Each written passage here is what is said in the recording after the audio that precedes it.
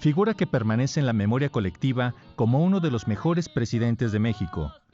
Lázaro Cárdenas del Río llevó a cabo en su sexenio una transformación radical del país. El reparto agrario, el fomento del indigenismo, la organización política y laboral de carácter social, la expropiación petrolera, la educación socialista, las relaciones exteriores soberanas. A 50 años de su fallecimiento, presentamos una breve semblanza de su tiempo y legado de este destacadísimo personaje del siglo XX mexicano. Ay, nació en Jiquilpan el mayo, el merito día 21.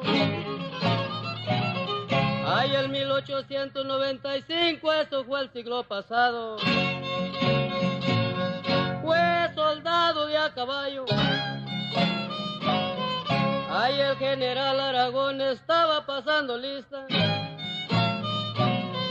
Ay, cuando ese joven llegó, antes de rayar el sol, eso fue allá en Buenavista. En julio de 1913, el joven Cárdenas tenía 18 años cumplidos cuando se integra al movimiento armado constitucionalista, periodo donde adquiere un verdadero conocimiento de la realidad política y social del país. Aquí es donde indudablemente está lo que ya muchos estudiosos llaman, pues la época en donde se forma la ideología de la Revolución Mexicana, ¿no?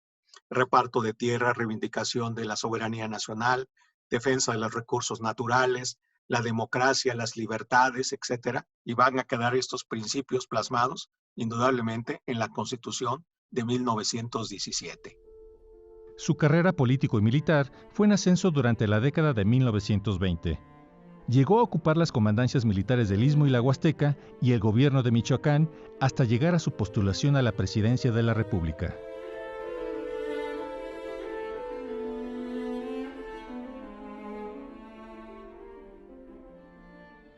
Cómo calificar este momento, pero era indudablemente la movilidad y la actividad y ver la fuerza que tenía la sociedad mexicana en un momento tan decisivo de formación y consolidación del Estado mexicano. Entonces, claro que toda esta recuperación del petróleo costó, y por eso el petróleo es una cosa que es tan sensible a la población, o ha sido tan sensible a la población mexicana, porque tiene la población mexicana memoria histórica, ¿no? Y eso se transmite de generación en generación como esta recuperación de esta riqueza nacional, pero no para que unos se hagan ricos, sino para que esa riqueza se distribuya de la mejor manera en la población, en la sociedad mexicana. A pesar de sus importantes aportaciones a la vida nacional en los temas de soberanía energética, en términos educativos y en el posicionamiento de México en el contexto internacional, a su sexenio lo marca la jornada electoral del 7 de julio de 1940, que se distingue por ser una elección fraudulenta en favor del candidato oficial, el general Manuel Ávila Camacho. Hay diferentes opiniones sobre el resultado de las elecciones, ¿no? Pero que finalmente, se logra que quede el general Ávila Camacho, ¿verdad? Y continúe un periodo muy controvertido también, es el que viene, y las elecciones de 1940 son muy cuestionadas. Hay testimonios de que sí lo hubo, ¿verdad? Están las fotografías, están los reportajes en los periódicos, ¿no? Tampoco hay que decir que no lo hubo, ¿no? Hay todas aquellas artimañas, si usted quiere, que todavía se tenían, ¿no? De venir con personas y votar, ¿no? De una manera escandalosa. Yo creo que eso se dio. Es un proceso muy largo la construcción de la democracia en México. Concluido su mandato, el general Cárdenas se convirtió en referente político al apoyar los movimientos ferrocarrileros y estudiantiles en los años 50 y 60. Su pensamiento político lo acercó a la Revolución Cubana, a la ex Unión Soviética y a China. Por ejemplo, en el caso de la política internacional, él ve con mucha preocupación, por ejemplo, los bombardeos de Estados Unidos a Vietnam, ¿sí? Y eso critica indudablemente, eso es la actividad del imperialismo estadounidense y así con todas sus letras. Y también le preocupa, por ejemplo, el caso más notable de estos años, que es el 68. 17 de noviembre de 1968. Caso estudiantil.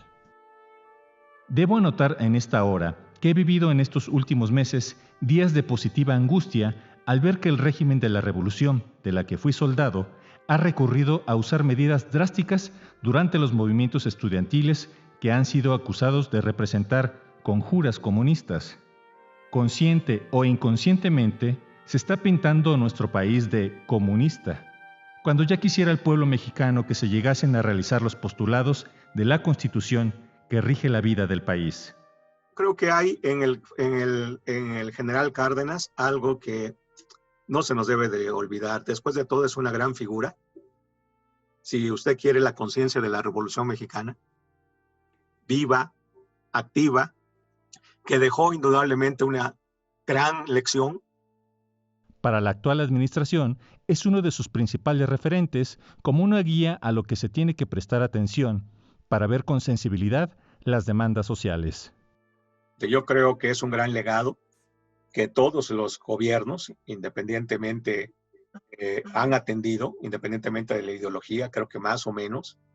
Es un referente muy importante y yo creo que está ahí su legado.